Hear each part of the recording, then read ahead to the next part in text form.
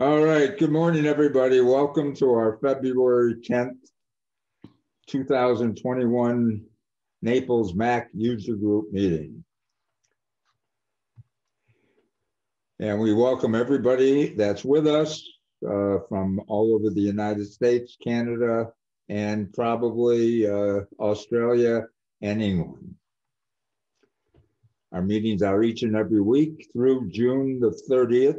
At this exact time, 11:30 a.m. Eastern Standard Time.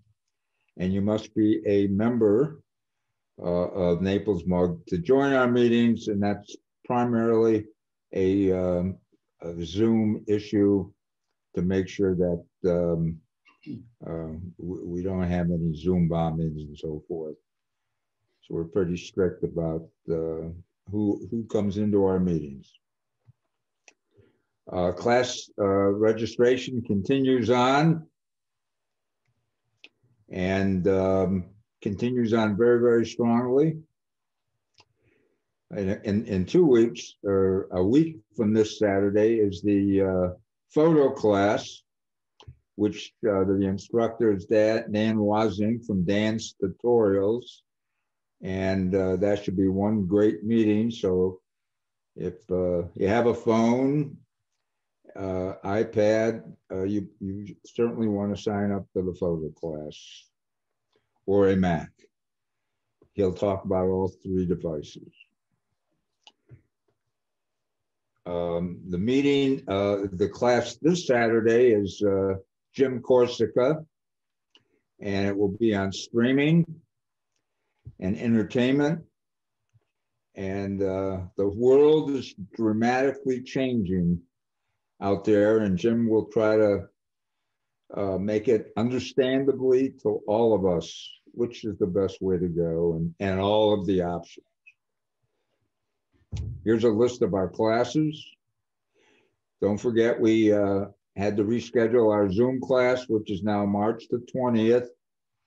And Dan is also going to do that class. And that's a class we all need to take. Zoom is a very large part of our future, as it currently is. Because of our successful class season, we have decided to award to all of our members a bonus class. It'll be a regular class, 2.5 hours. Each attendee will get a free Take Control book written by the presenter of the meeting, who was the author of the book. It's for Naples MUG members only. The name of the class is Managing Your Files, and this is something we all have to deal with. And so I think Eckert has told me we're almost close to 100 that have alerted him to the fact they want to take the class. The instructor is Jeff Carlson. He was a presenter back in September of 2020 on Luminar, a photo program. Everybody really enjoyed the meeting, and we have invited him back to do this meeting, the actual author of the book.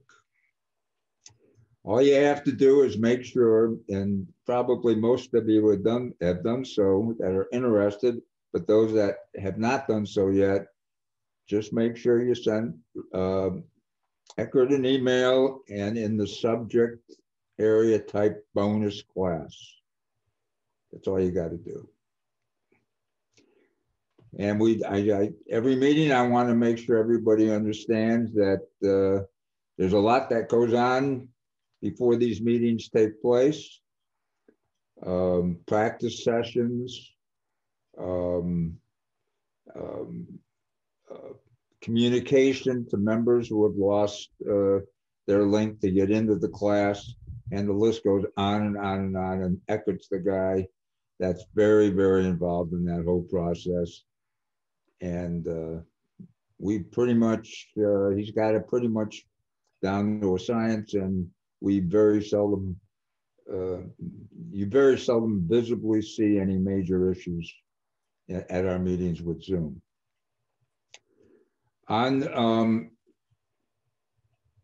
next week, we have a friend, a great friend of the Naples Mac User Group, Christian Boyce, and Christian is also has agreed to be one of our instructors in 2022.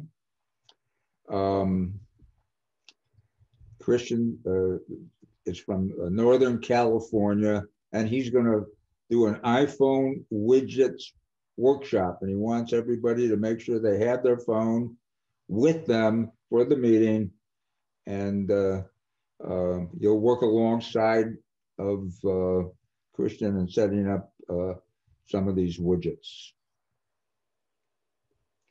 And of course, today's meeting is by our own member and board member, Mike Kwasniak from Suffolk, England.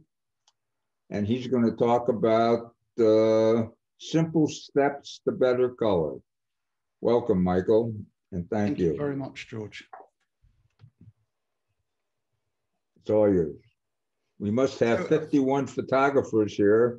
Well, I hope so. I hope so.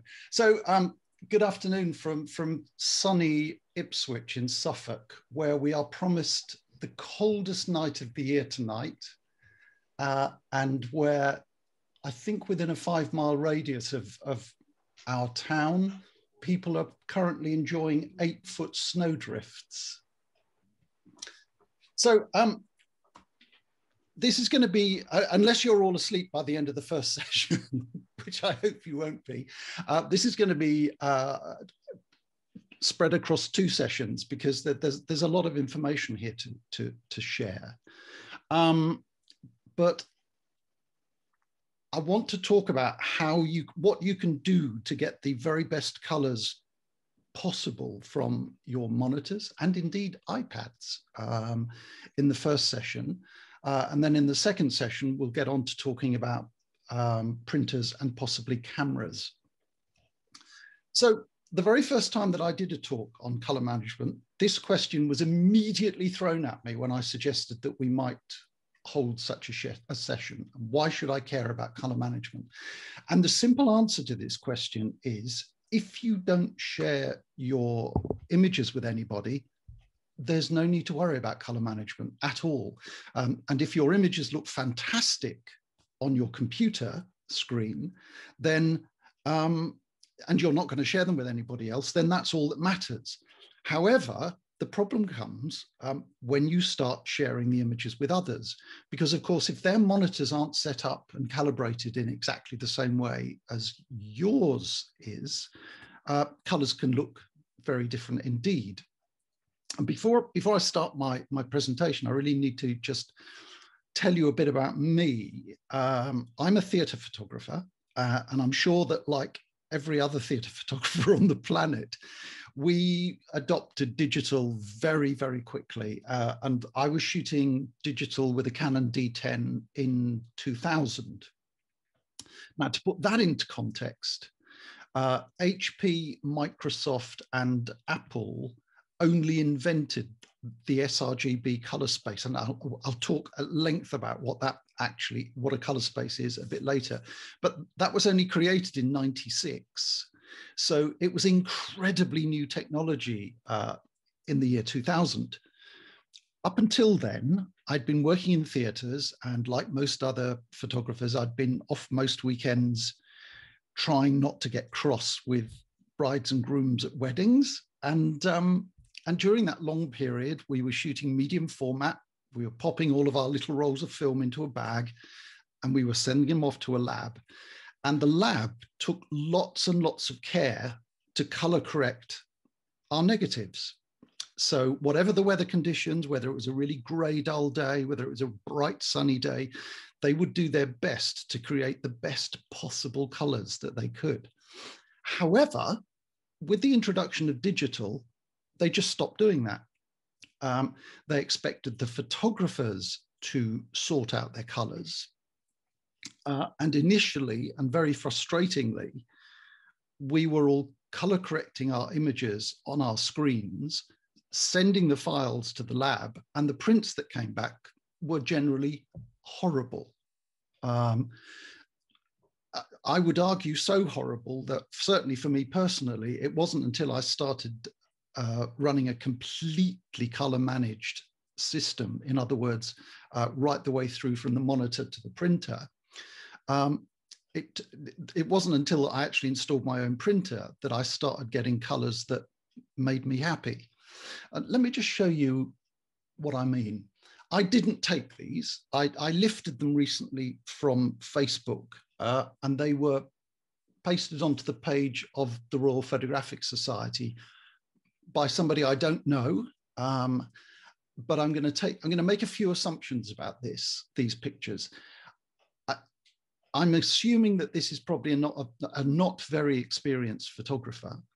And I'm assuming that this photographer is not working with any kind of color management, because these three shots are clearly too dark.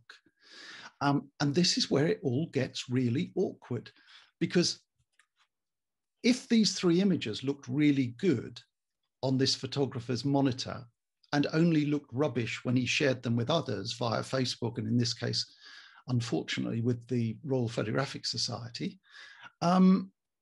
it looks a bit of a mug because they're not very good. And that's not to say that they didn't look great at home, but they certainly don't look good here.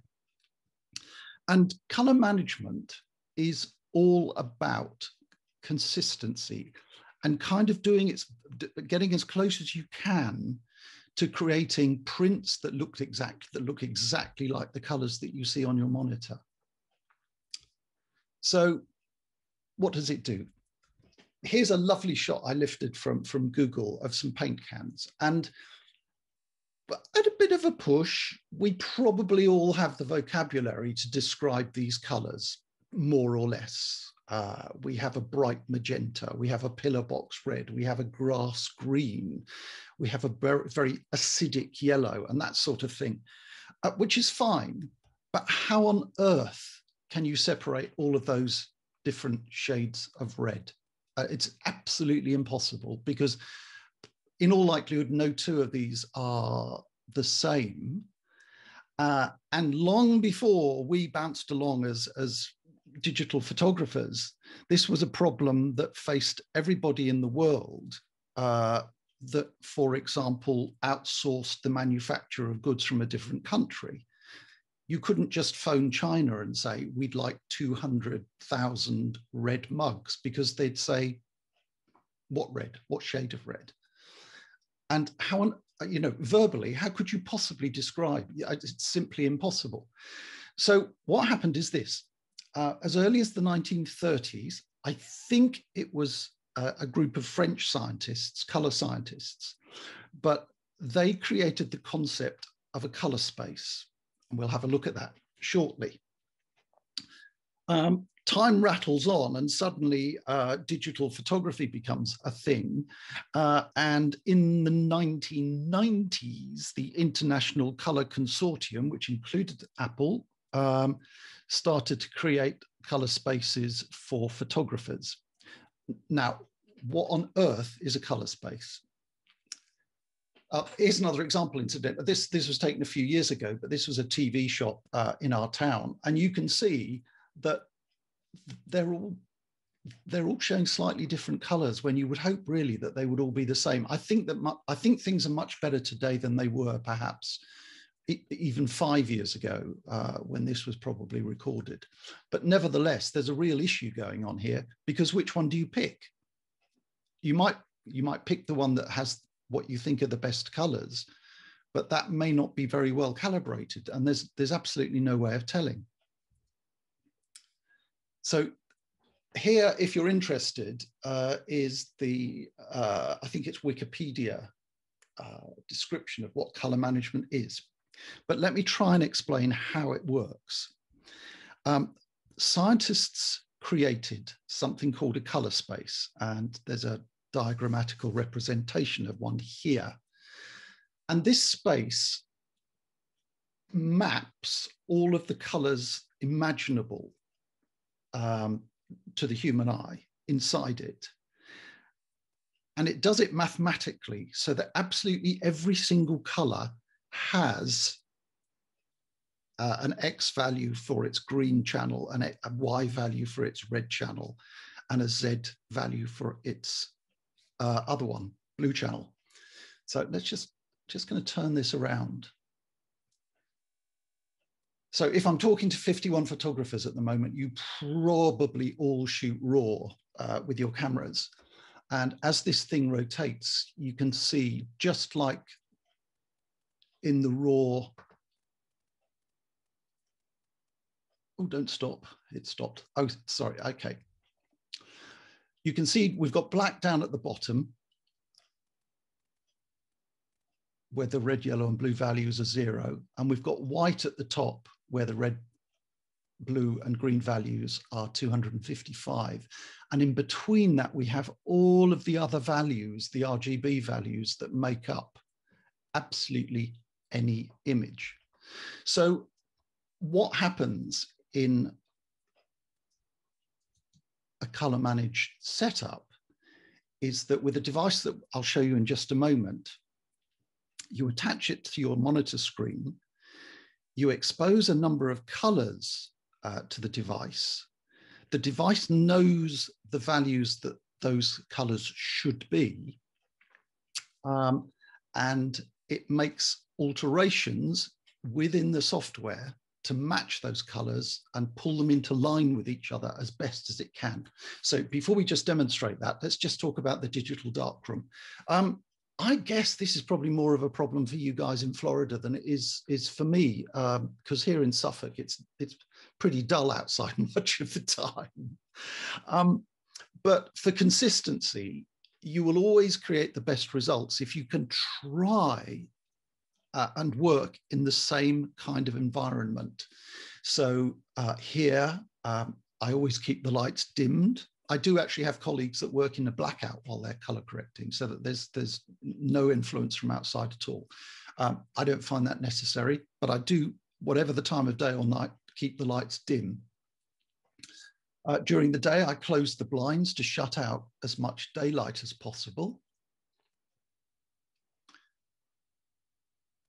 My workspace has a neutral color surrounding me. We'll talk about wild colors in a minute, but if color latency is a real issue with human eyesight. And if you stare at a bright color long enough, if, for example, if you had pillar box red walls, the light reflected from the walls will always have some sort of influence while you're color correcting images on your monitor. So if you can surround yourself with neutral colors, so much the better. And the same applies with bright clothing. You know, if you're wearing an absolutely blazing red pillar box red sweater, light will reflect off that sweater onto the monitor. And again, you may find yourself modifying way beyond where you should be, because part of the color that you're seeing is being influenced by your clothes. Everyone recommends using a neutral desktop wallpaper. I have seen, I'll show you one in a moment, but I've seen people's desktops sometimes and they've got raging, vibrant colors and patterns on them. Apple even have some in the operating system. I hugely advise that you don't use them for the same reason. Color latency is a real issue, and the duller, sadly, the duller your desktop looks before you start color correcting, the easier you will slide into accurate color correction. And finally, if you're using an external monitor, if there's a hood available for it, buy one. They're very cheap, and they'll help separate the monitor from everything around it. So if you've got a desktop that looks like this, you're asking for trouble. So just get rid of it. Go for tones more like this, that won't affect your eyesight.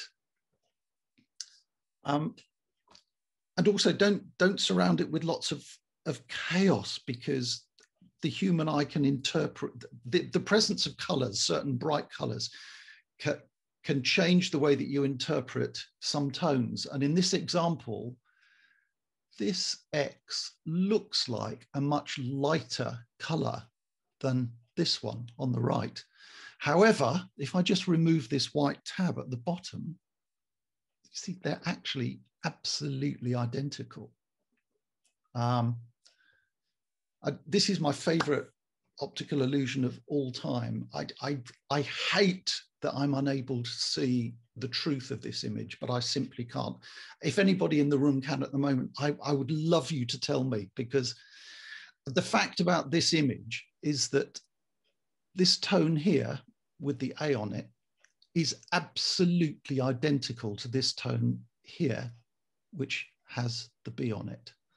And because it looks so impossible, I'm just going to prove it. So please bear with me for a moment. Just stop the share for a second and go back to my desktop. I hope. Brilliant. So is everybody seeing Adobe Photoshop now?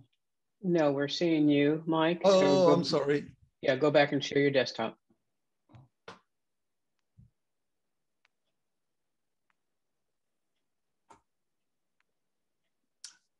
I hope that's better. Yes, we see it now. Great. Thanks, Sheeta. So I'm just going to pick up a brush in Photoshop. I'm going to take it down to here, the B square. I'm just going to sample this tone of gray. And now I'm just going to paint. So you can see I'm painting exactly the same tone of gray. And as I work my way up here, you will see it's exactly the same. Impossible to believe, but there you go. And a huge lesson, I think, to be learnt from this image. It would be so easy to make mistakes. If you're in a situation where, because of areas of shadow and stuff, you're color correcting perhaps to something that you've got sitting next to the monitor, but because one is because that's shaded and the area that you're painting isn't, you could end up with completely different colors. So I should be able to get back into my keynote presentation. Marvelous.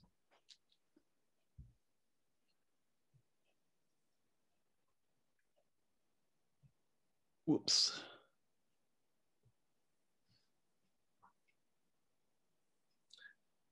So this looks equally ridiculous, and I won't prove it because I'm sure you'll take my word for it after seeing the last example. So this what looks like bright orange square on this giant Rubik cube is actually exactly the same color as this square up on top, which appears to be brown.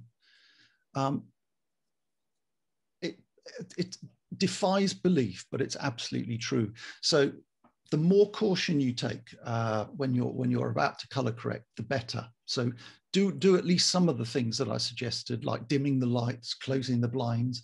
Don't wear bright colored sweaters, and it will make a huge, huge difference. Right, let's move on.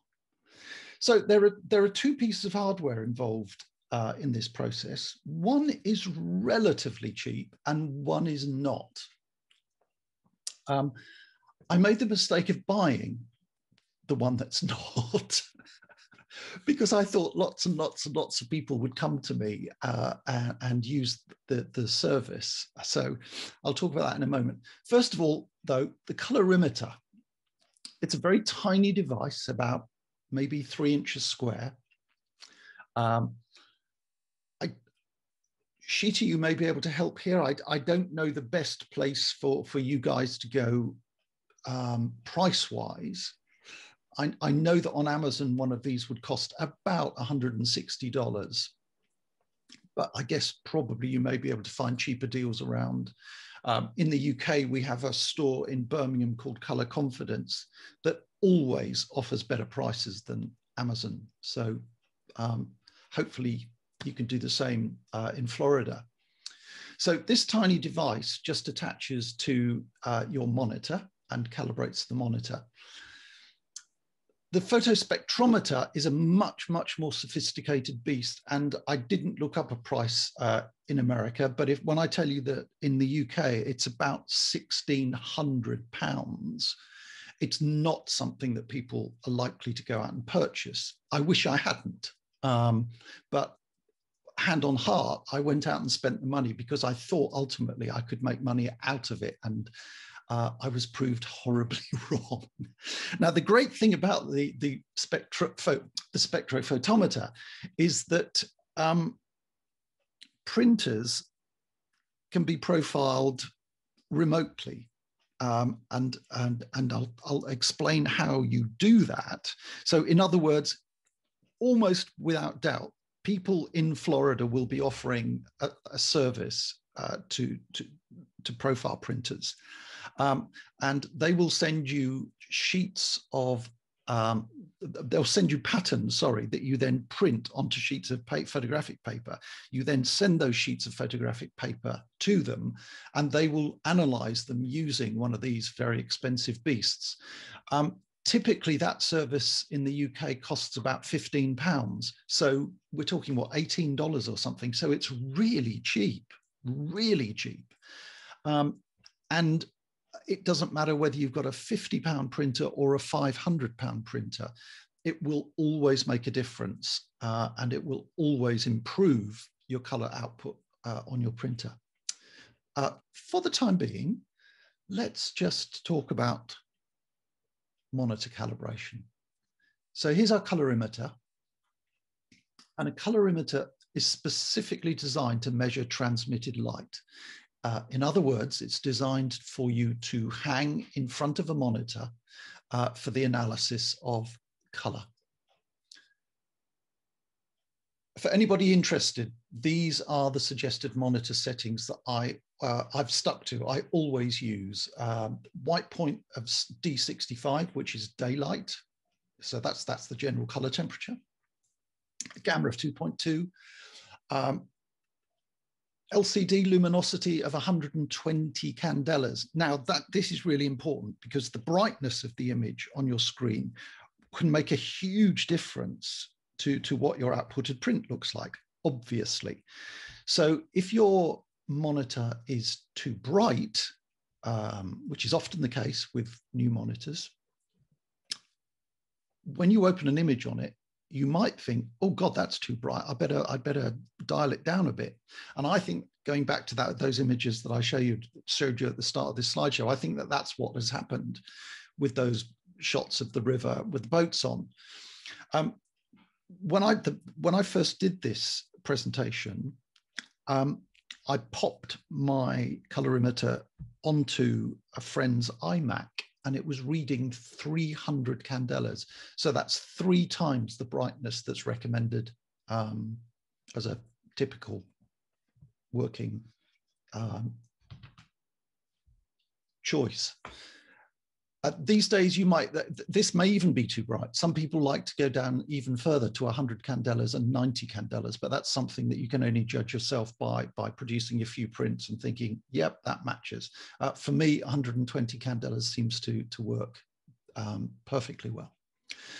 So ICC, you don't need to know about this because this is done automatically, but version 4 is the most modern ICC setting, and contrast ratio for most monitors is automatic, so you're not given an option to set it when you use the device. So let's have a look at what all this means. So this is my MacBook Pro on my desktop, and here's a little movie.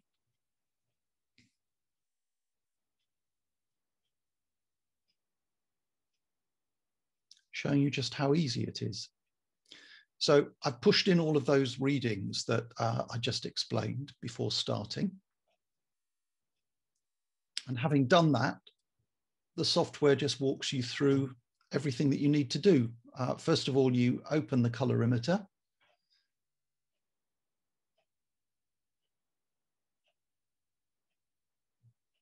Then you hang it on your monitor.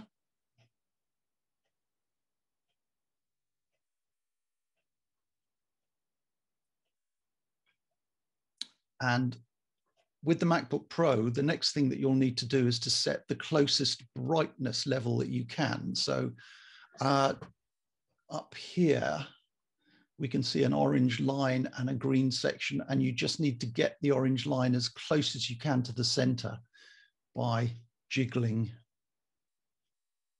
the brightness setting. And once you've done that, it will start rattling through about, I think it's about 150 different colors. Can't quite read it, 158 or something like that. And in each case, what's happening is the colorimeter is reading the color that it's being presented with. It knows what red, blue, and green values that color should be, and it creates something called an LUT. People sometimes actually call it a LUT, which it's a horrid word. LUT simply stands for lookup table, and the colorimeter will, the software, sorry, will create a lookup table for every single color, and for each shade of red, it will say, you know, if you're presented with this shade of red, it needs to be slightly redder, so you need to add X value of red and perhaps take away Y value of blue or something. But it does that for every single one. It's a completely automated process, so you don't even need to think about it. And the joy of all of this is the entire process is automatic. You don't even have to do anything afterwards, because once the colorimeter has finished its job, the software does a bit of churning, and then it will pop that lookup table into the system software without the need to do anything else at all. So hopefully this is pushing towards the end. We'll just let it rattle away. While it's rattling, Mike, is that color lookup table going to be system-wide or application-specific? It's system-wide. Great, thank you.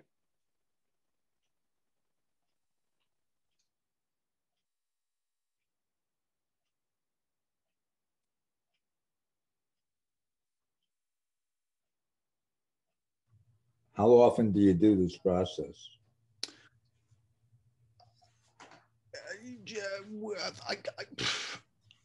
I do it once a month. Color is really, really important to me. Color, particularly with my main theatre. Oh, sorry. Let me just. I'll come back to that, George, if I may. So it's finished the process. It's now telling you that you can close down the colorimeter, put its lid back on for safety, keep it dust-free. Click on the next button, and everything that happens now is automatic. So we just say, yeah, thank you very much, carry on.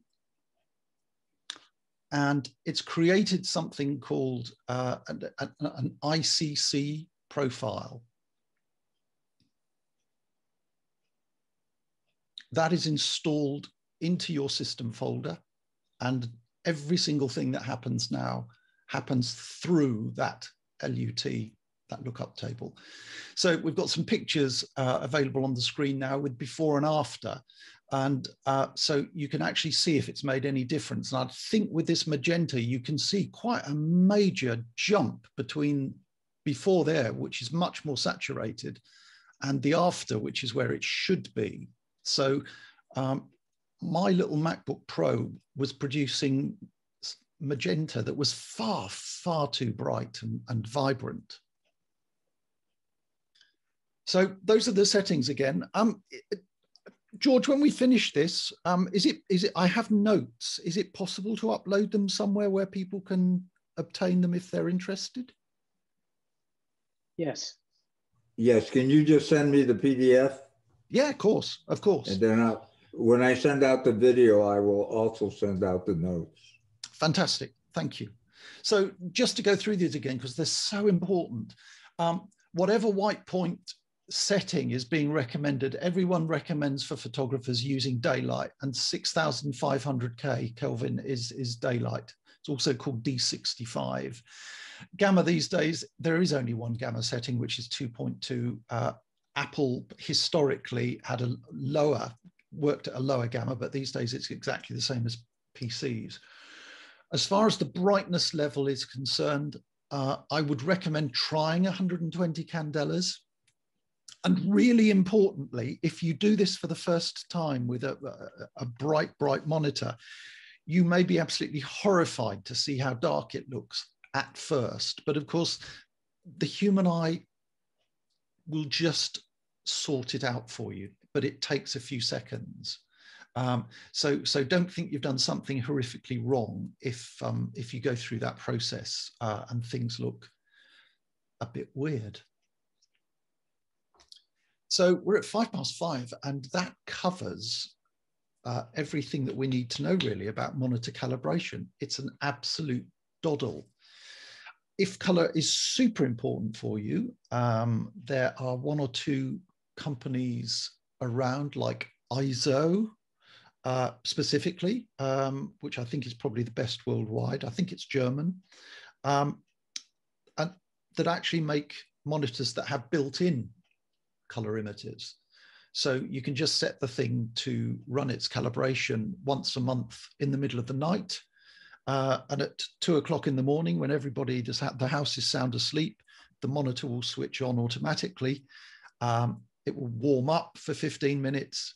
The colorimeter will pop out from the side of the bezel. It'll run its routine of colors. The LUT will be updated if it needs to be updated. And when you wake up in the morning, you're greeted with a little sign that just tells it that your monitor's been successfully recalibrated. For most of us, it's $160 colorimeter. A really important point about colorimeters, because you know, $160 is quite a lot of money. And the important thing certainly about X-Rite equipment is that the software is freely downloadable. So in other words, if you have neighbors or friends that are interested in properly calibrating their monitors, you could club together, find 3 friends, throw in $40 each, and let it do the rounds. As I said, I tried to do that with this beastie, which is called a spectrophotometer, and is a great deal more expensive. And it failed miserably. So before I start talking about color spaces in detail and printers, does anybody have any questions? There was a question, could you use this on an iPad Pro? Yes. Okay. So it works in a very different way. So again, the software is free. You download the software, you attach your colorimeter to the iPad, you run the tests, but then the resulting LUT sits in X-Rite's cloud. So wherever you go, you can always access it.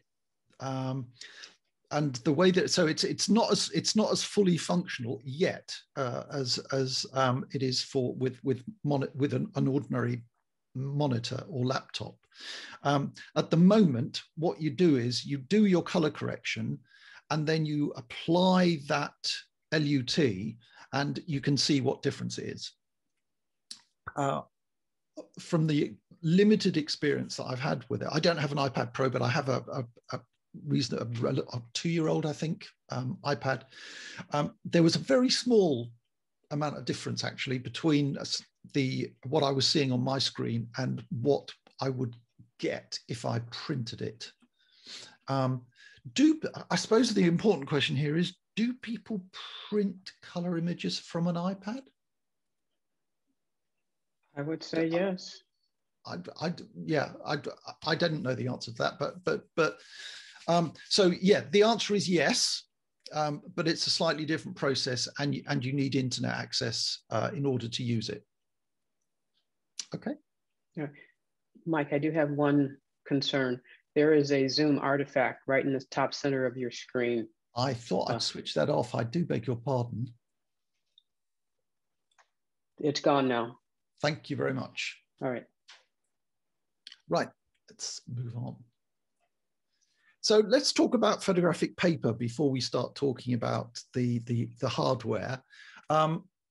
Just as there are a few things that you could do to improve colors on your monitor that don't require a huge amount of effort, there are things that you ideally need to do with your paper. And unfortunately, all of these things cost money.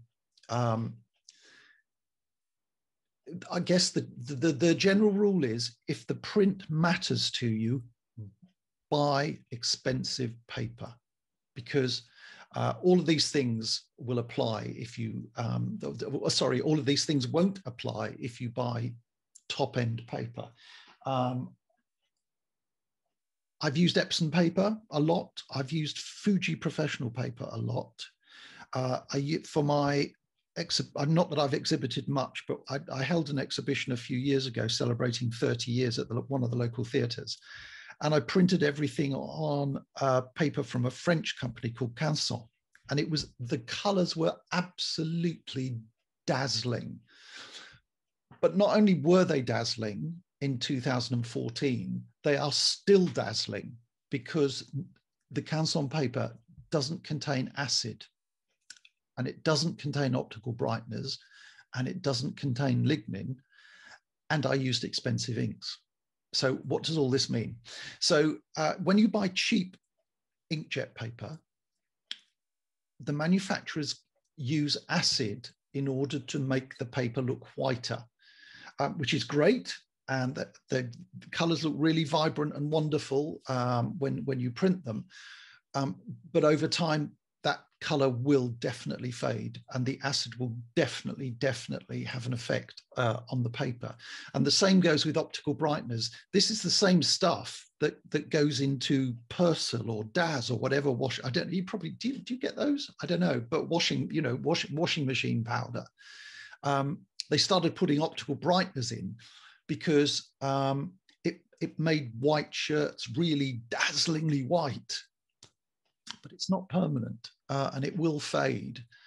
And all of these things are used in cheap papers because it makes them look fantastic briefly. Lignin is a really interesting one, and lignin is what causes this effect, this horrible sort of bronzing, that I suppose you'd call it, of ancient newsprint. And lignin is a natural part of cellulose, part of the plant that's used to create paper. And again, cheap photographic paper will contain it. So in other words, when you pull a 10-year-old or a 20-year-old inkjet print that's been made on cheap paper out, 20 years on, it may well have started to go this horrid color. So if it's possible to avoid all of that, and I fully understand that the expensive papers are like 4 times the price of the cheap ones, but I think it's worth it. I think it's worth it. I love my family photographs. I love the fact that, you know, my mother has pictures of the family, and, you know, after 10 years, they still look as bright and lovely as they did the day that they went into their frames. I haven't mentioned inks yet, but sadly, the same applies. I'm sure you all know that inkjet printers are hugely, the cost of inkjet printers are hugely subsidized by the manufacturer making them. They're incredibly cheap. And the reason that they're incredibly cheap is that inks are not. And Epson, for example, charge a small fortune for their ink sets, as I'm sure you all know from bitter experience. I've got a 10 cartridge A2 printer just behind me. And that was provided empty. And the first time that I filled it with inks, the cartridge's total cost was just over £800. Which is a staggering amount of money. However, that's more than a year's worth of ink. So, you know, as a professional, it paid for itself eventually. But yeah, use cheap inks, expect them to fade. Use brand name inks, pay the extra money, and they simply won't. So I love this. This is an image, a file that was sent to me by a member of Suffolk Mac user group. And the image on the right, so this was supposed to be an image that was taken on a stormy afternoon. And so one would have expected really warm colors and a deep gray sky. But the image on the right was a print that was provided by a member of his camera club, who said that he printed it on a printer not dissimilar to mine, a Canon 10 inked professional grade printer, which clearly wasn't color managing at all, because the one on the left is my print from exactly the same file. And well, you can see what an absolutely gigantic difference there is. I really don't know what the guy on the right was doing, but lesson learned. So how are we doing for time? Oh, that's all right. So we need to talk about color spaces and gamut.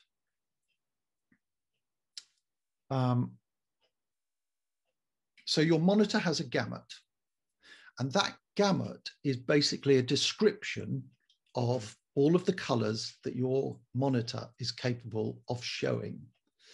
And the same applies with your printer. And when we talk about printers with small gamut or low gamut, we might be talking in this little analogy, a printer with a low gamut would compare to this box of chalks, where the colors aren't very bright and they're not very strong and there aren't very many of them. A printer with a really wide gamut has got really bright, vibrant colors and lots of them.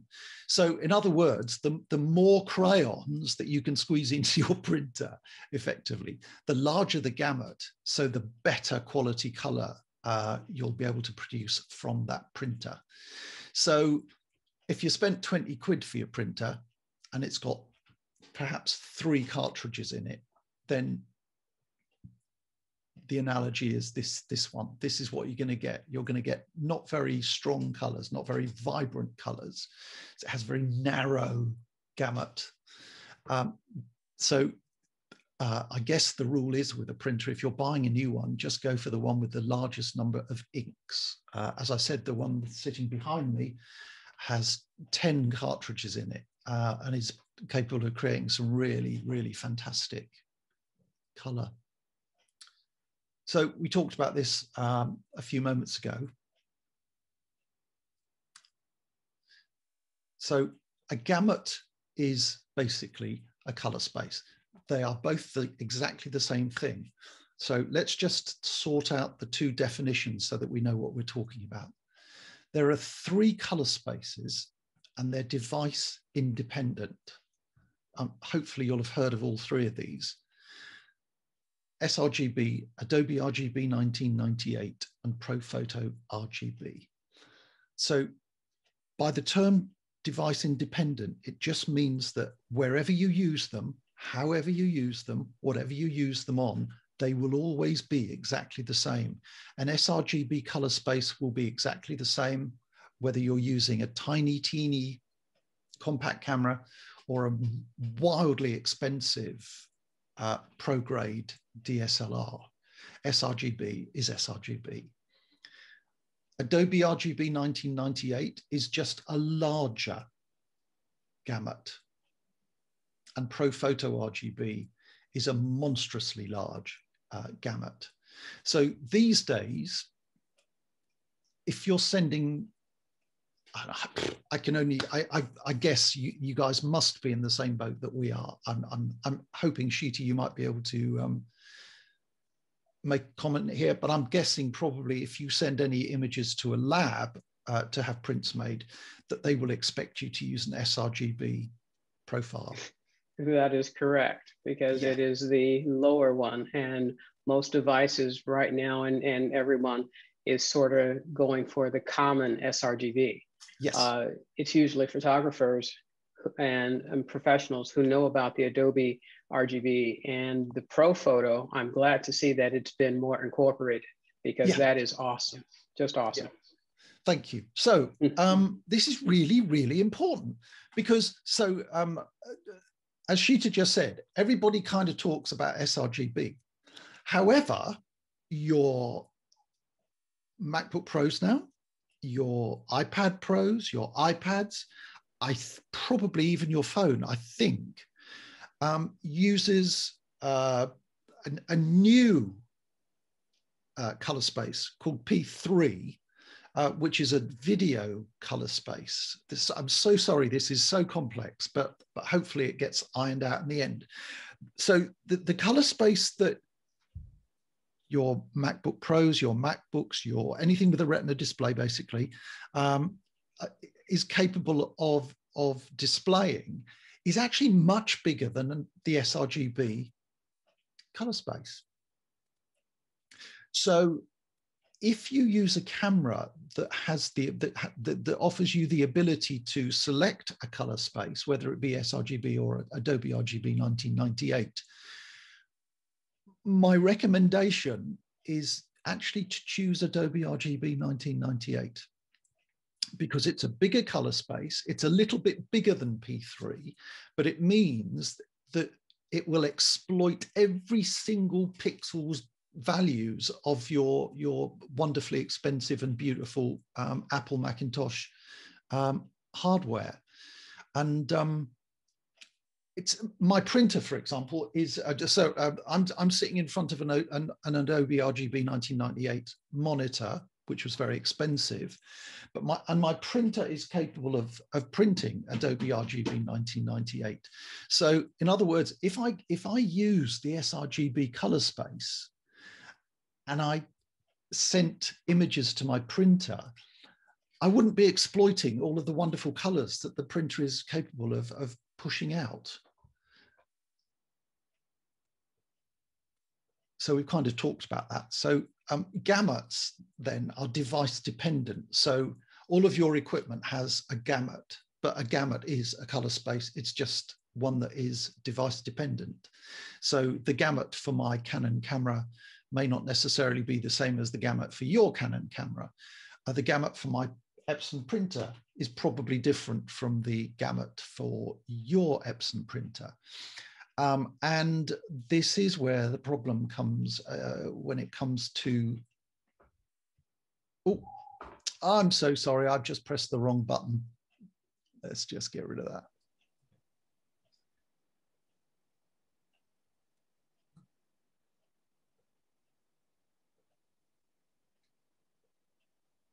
We're back in the room.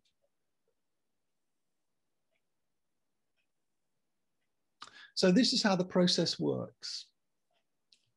Expensive software, expensive hardware, but fairly easy software to use. So you can see that sheet of color that's on the monitor. That's a reproduction of a file that would be sent out to anybody that wants to have their printer calibrated. Usually there are 3 copies of them. And each one of those sheets goes into this device.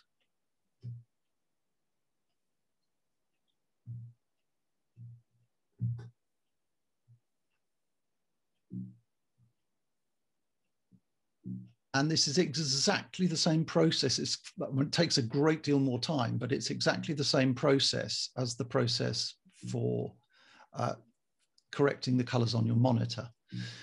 So we've got 3 sheets of paper, many hundreds of colors, which are now being sampled, and exactly the same process takes place. The colorimeter records the color of the sheet of color of swatches that you've supplied. The software then compares that color to the color that it knows that it should be, and it produces a lookup table. No surprise. Please bear with me while I rattle through these 3. I'm going to run out of talking. This is very, very time consuming. And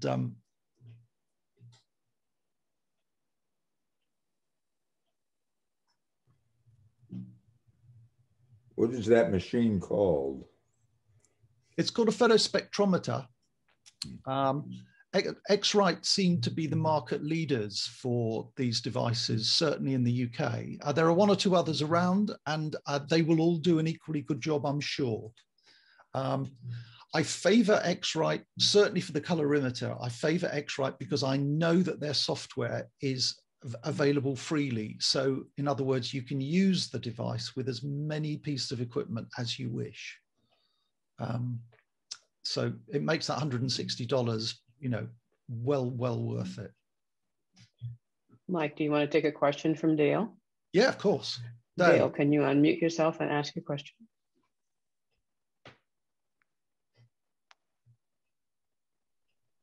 Yes, can you use the color correction on a nice TV, like an OLED TV? So that when you do a slideshow on your TV, it looks the same? Yes, because obviously you have to be using your Mac, but yes, it works equally well. Yes, it's profoundly useful, incidentally, with a colorimeter. And I have I only use one monitor, but I have a number of friends who work with two monitors, and it's really infuriating if the two monitors don't precisely match each other, because obviously you've no idea which is right and which is wrong. So the only solution with that is to run a colorimeter. So the process is finished. Again, we're going to set the target brightness, D65 aluminum, which means daylight, because photographs generally, certainly for me, are viewed in daylight. There are a number of other odd settings that need to be set.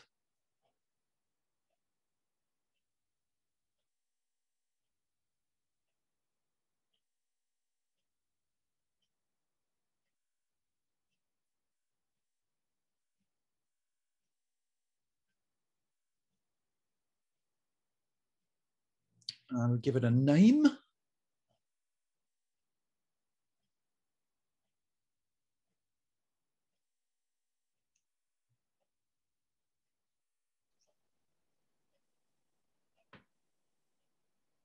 And then the Mac takes over and produces the lookup table.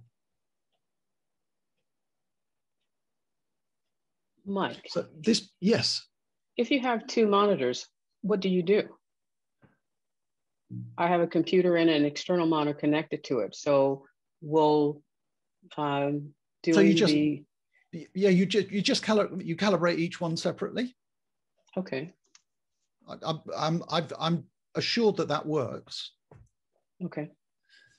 So what you so this is how you use it in real time. So I've got an image open in Photoshop here, and where it says color handling, I'm now going to switch it to Photoshop Manager's color, and I'm going to find the printer profile, Suffolk Mug 2020, that one, and now when I hit the print button, my printer will use the lookup table.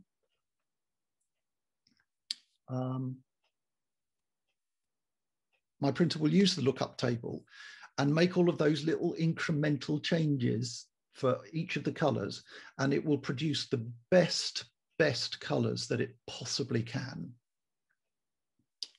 Okay.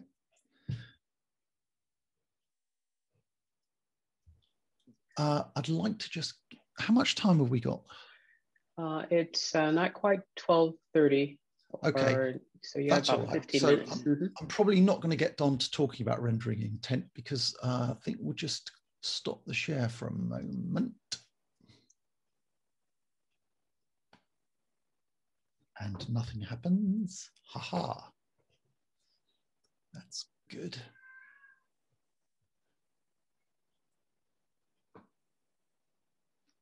I'm just going to open up this is a really geeky piece of software, but I hope makes it very clear. Share screen, desktop. Okay, so this is a piece of software called ColorThink, which I hope you're seeing at the moment. Yes, we see it. Great, great. And what's going on here is that I've imported an sRGB color space, and I've imported an Adobe RGB 1998 color space. Let's just see if I can slow that down a little bit. So if I just turn off the big one for a moment.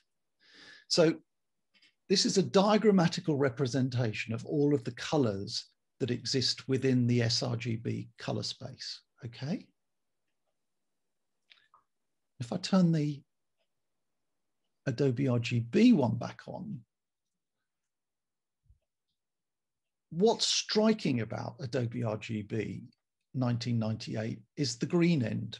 So if you're a landscape photographer and your pictures include quite a lot of green, you can see that there's an absolute ton of green information. Not so important for me in theatre, but this is, the yellows are, the oranges and reds are, the blues are, and in all cases, it's a bigger space. Let's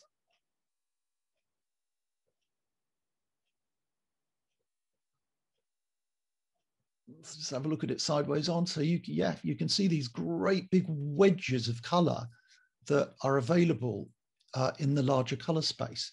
So I am a Canon man and have always been, but I know that Canon offer the choice of either sRGB or Adobe RGB if you're shooting JPEGs. I mean, if you're shooting RAW, of course, you can make these decisions later, and it's not quite so important. Now, let me just pause that for a moment. I hadn't expected to get this far in, so I'm just going to do a bit of twiddling, if I may. I'm just going to add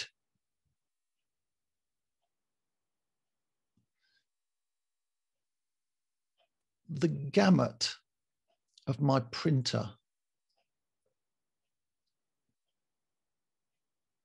Okay, this gets really awkward to see, so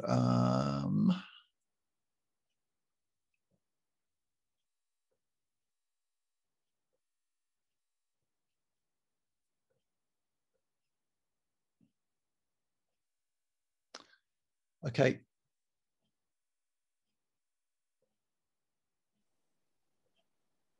So this is really interesting, isn't it? So what's happening here is, let's just reduce the opacity.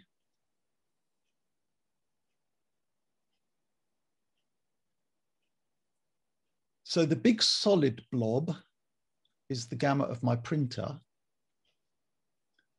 and is that right? No, it isn't.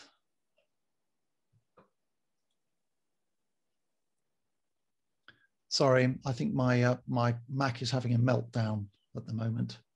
I've been pushing too many apps at it. Hopefully this will correct itself. Otherwise, I may have to just close it and start again. Right.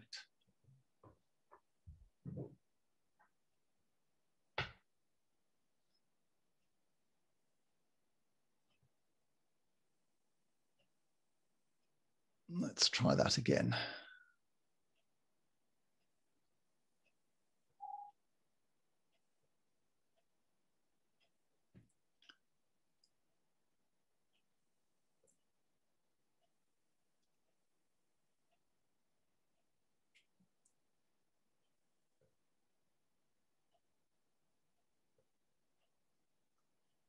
So this is the sRGB color space.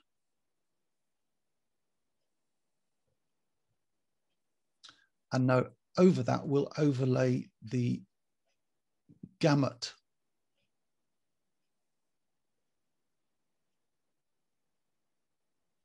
for whatever paper it was that I did this test with. So you can see it's really interesting that there are bits of the color space that are not included.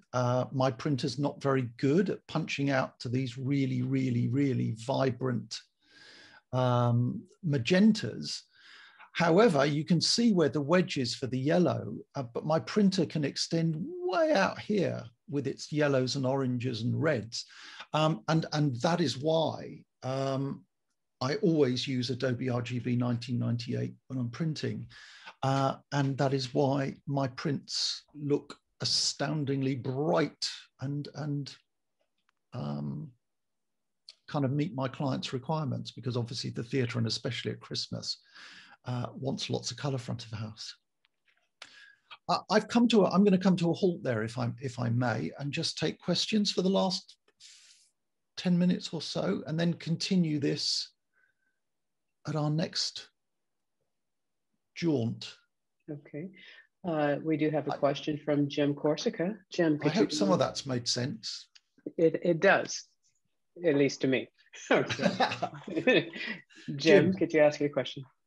Yes, Michael, as a math teacher, calculus teacher, I'm really enjoying your 3D spaces there. It's quite energizing. My question has to do with my external monitor. Yes. When I open up system preferences and I look at the display profiles under color, there's about 16 choices, 2 of which are ones that you listed, the Adobe 1998 one and the sRGB.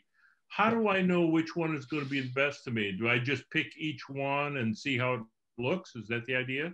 Yeah, I mean, if you use a colorimeter, obviously you can use unique names then. So if you have access to a colorimeter, that would be the best solution, because then you can make absolutely certain that you're using the right one.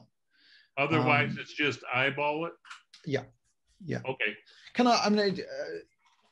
Did you spend a lot of money on your external monitor?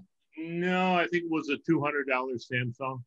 So it's probably sRGB, because certainly here, a full Adobe RGB 1998 monitor would likely cost £300 plus. Okay. So, don't know, maybe not. And the only way to really know would be to run use a colorimeter. Okay.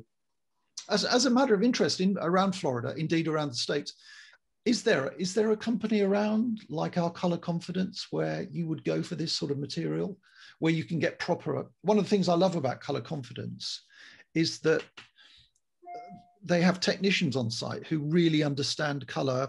They understand color science much better than I do. I mean, I have, bare bones understanding, but my bare bones understanding is enough for me to get the best colors I can. But it's fabulous having a company that you can pick up the phone to and they'll just help. Does anybody know the answer to that question? Yes. Can you hear me? Yes. Yeah, Conrad? Yeah. Yes. There are several sources here locally. Bob Kennedy, I don't think does commercial work, but Frank Berna does. And 3 years ago, he calibrated my iMac Pro with the X-ray equipment and did a nice job. And I tend to think that LEDs are very stable. I don't think that they're necessary for monthly calibration. That's just my opinion. That may depend on the age of the equipment, I think.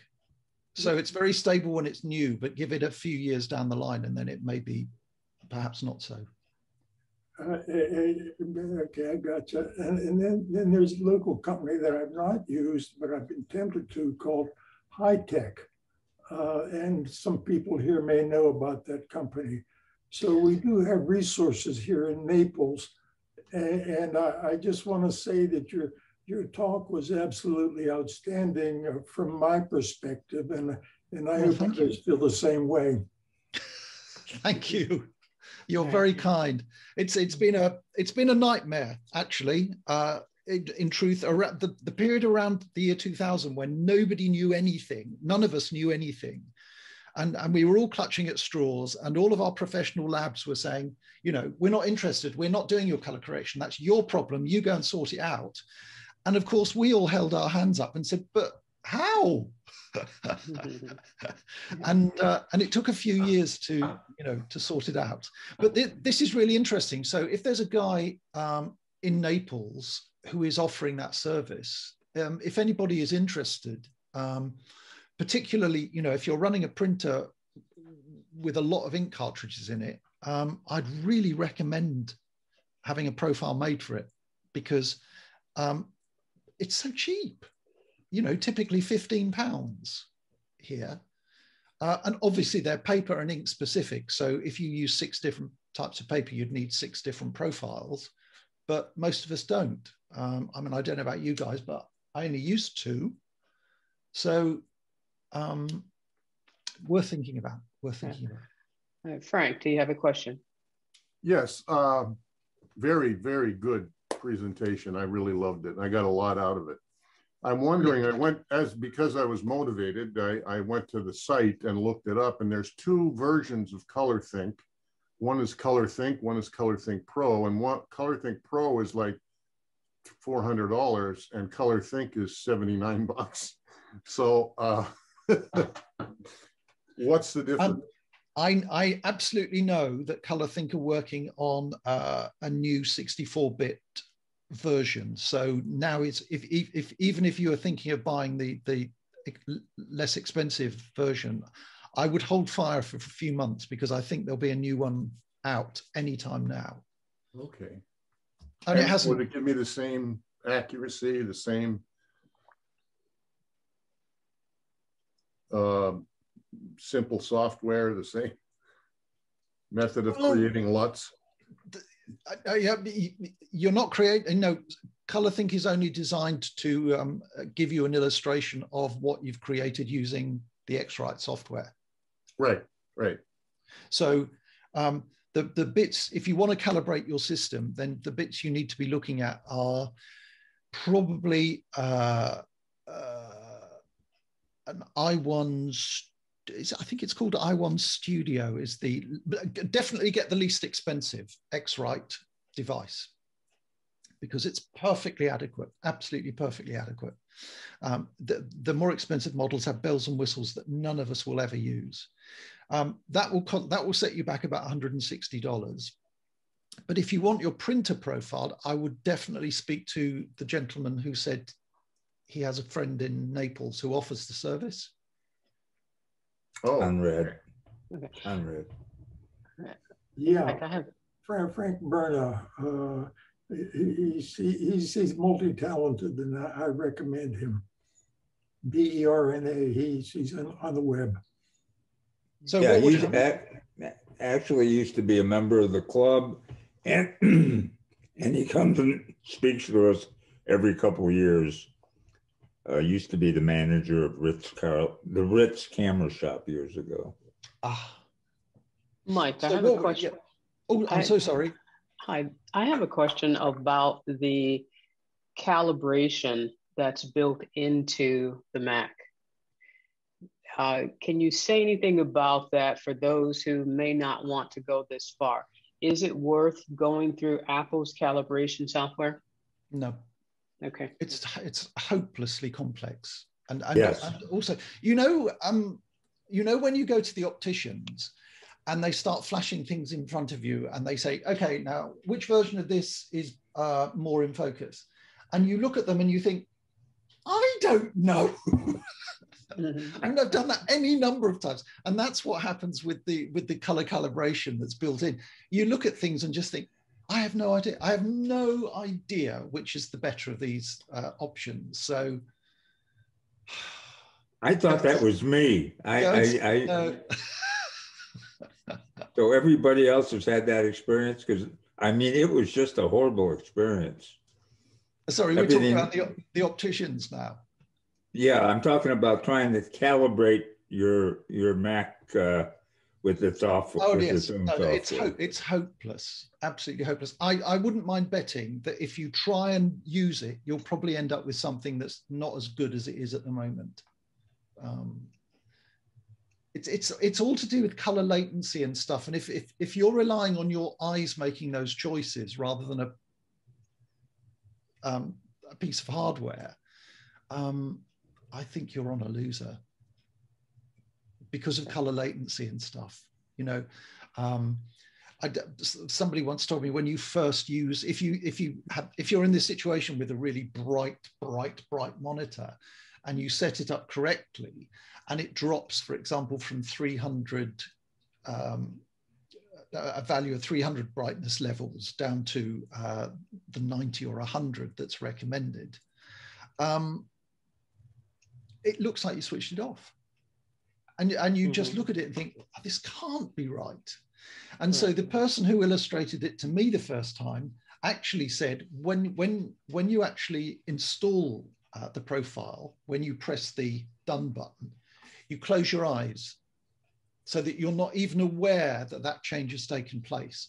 And so that when you then open your eyes, it's not quite such a big shock. Okay. I don't know whether there's any use in that or not. Yeah, one last question. Someone mentioned, you mentioned about the amount of time, not amount of time, but the frequency in which you calibrate your monitor, which is like once a month. I actually have heard of professionals who do it more frequently because they say it depends on the equipment. It depends on how long the equipment has been on when you do the calibration. And there are so many moving variables that they do calibrate their monitor frequently. Okay. Okay. All right, you have 1 minute. Gosh, well, thanks for listening, everybody, and I hope nobody's fallen asleep. No, this was a great, outstanding meeting, and I'm pleasantly surprised that we had as many people here, because I was concerned that we were going to really limit the amount of people's interest.